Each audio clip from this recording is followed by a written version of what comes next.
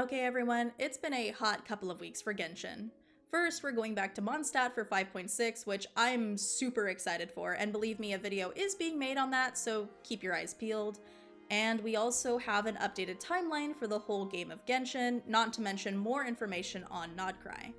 Of course, I am talking about the Nod Krai livestream and some of the announcements that we've recently had for this region. So without further ado, let's get into it.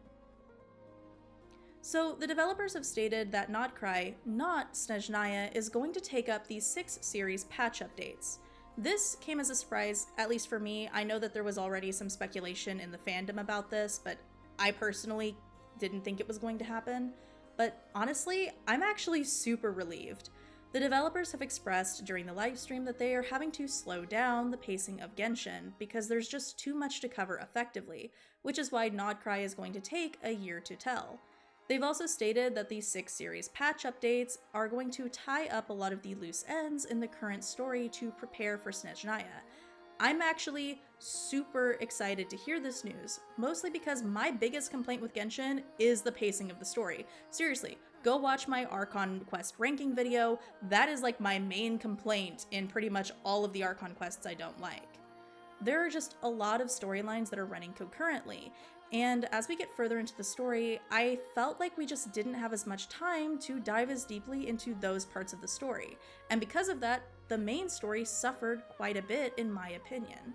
So hearing that the devs are going to slow down and be more deliberate in their storytelling for Nod Krai is super amazing in my opinion. They've made it clear that the patch won't only have to do with Nod Krai, and that they're going to break away from the formula of one nation or region having a one-patch series. Instead, it's going to be more about the people, both of Nod Krai and, I would assume, of Teyvat, which doesn't surprise me at all because we have 11 factions in Nod Krai, and not all of them originate from Nod Krai itself. I think this is also a smart move because it's going to give the devs more room to explore stories in other nations and bring some of the expansions to the existing nations that we need, without it feeling like it's coming out of left field. So now that we've established why Nod Krai is going to be the way it is, let's get into what I think we're going to see in the place that's supposedly at the edge of the world.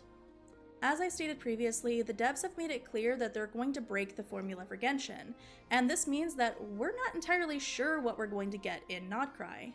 Considering the devs have made it clear that we won't be focusing only on Nod Krai, as well as some of the sneak peeks we've gotten about the various assets in Nod Krai, I think we're actually going to be focusing more deeply on Teyvat's cosmology.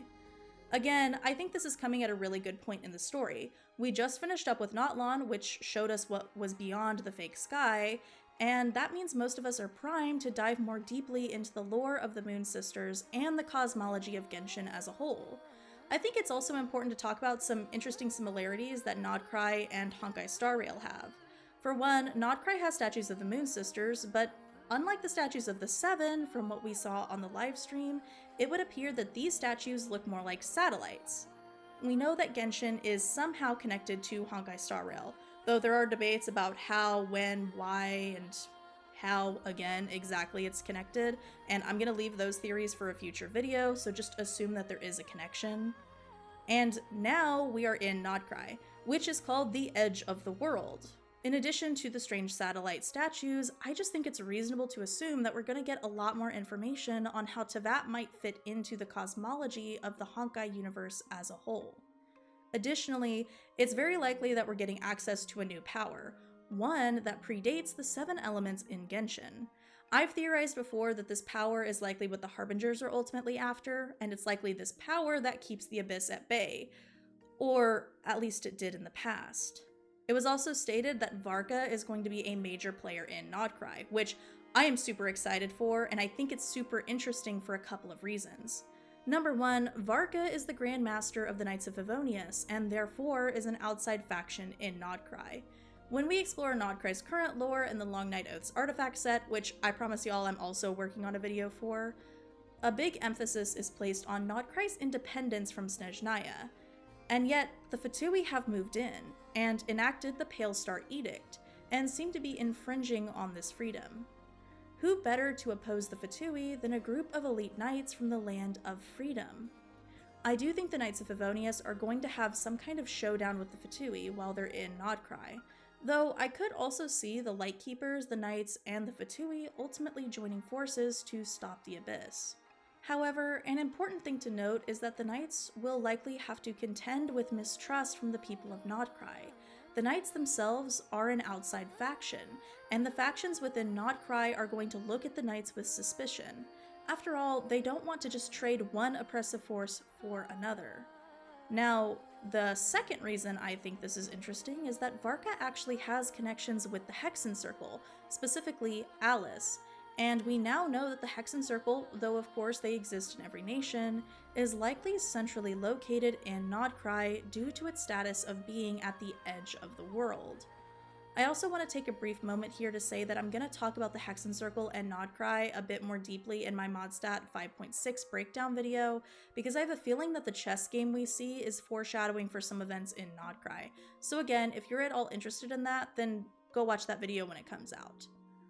With Varka's friendly relationship with Alice and his knowledge of Barbados, one can't help but wonder if he's going to be one of the key pieces on the board for the Hexen Circle, and if he might actually be able to convince them to intervene on behalf of Nod Krai. Finally, my last big prediction about Nod Krai has to do with the hidden treasure of Nod Krai.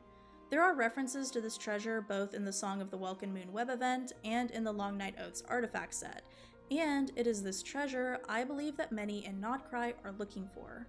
We know the Abyss is looking for this treasure, and that this treasure was found by the legendary Reed Miller, who dreamed of a world without boundaries. Reed Miller is likely also the one who inadvertently started the treasure hoarders.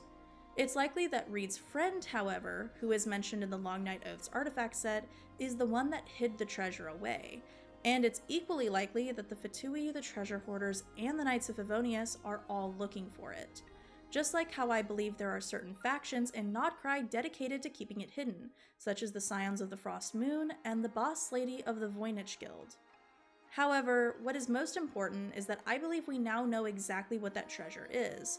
I believe that treasure is the power of the moons themselves. This power, which does predate the 7-element system in Teyvat, and therefore also predates the dragons, is a power that I believe Celestia, and maybe even the dragons, would have seen as a threat.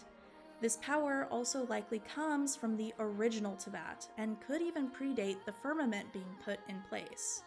If this is the case, then unleashing this power in modern Teyvat could certainly break down the boundaries of the world.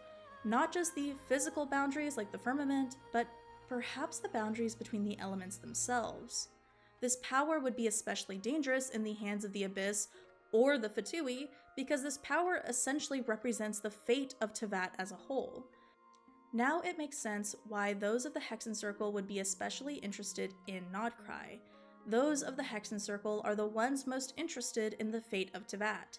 Some of them are simple observers. Some of them are those who wish to destroy the fate of Teyvat, and some are those who might wish to preserve it.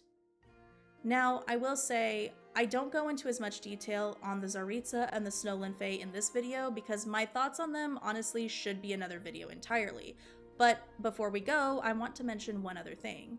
The statues of the Cryo Archon have the Archon encased in ice. We don't actually see her on her statues. I have two thoughts about this. One has to do with the line in the Fatui faction update in the Welkin Moon web event, the question about whom the Fatui army marches for. And one has to wonder if the Tsaritsa is really in charge of Snezhnaya or the Fatui in general, or if it's perhaps another party pulling the strings. Perhaps Piero, or maybe even the Snowland Fae themselves.